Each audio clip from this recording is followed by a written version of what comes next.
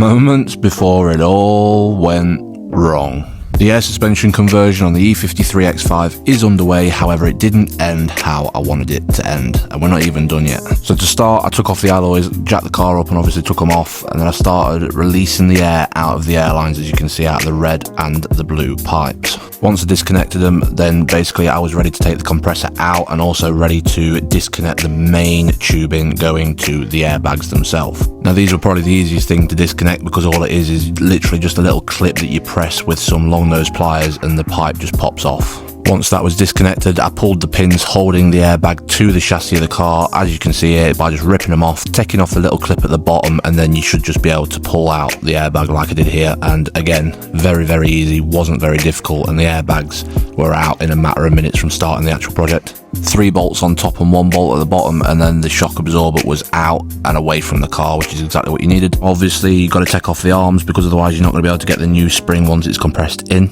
And the pack that I got actually had everything that you needed. It had the springs, the caps, the top caps, and the little bits that you press in and out.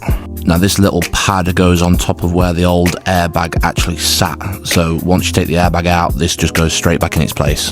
And then you just push this little pyramid thingy in, but mine's now missing it for reasons you don't really want to know. Then you get this little pad which basically sits at the top of where the airbag were to where the air actually went into the bag, and then the little round thing pushes up in there, securing the tabs so that the top flap doesn't come off. And then this is where it all ended and all went wrong. Now regardless of how many arms you take off and how much you loosen other arms, there is not enough room to get the spring in, so I had to take the integral link off the bottom, resulting in me not actually being able to get it back on because there was so much pressure on the back pivot where the spring was pushing down. Bearing in mind I was about 10 hours into just one side, this is not as easy as it looks, and it's not something that I'd recommend to anyone who's just getting into working on cars. So if you want to see how this ends, make sure you follow in and sticking along for the journey.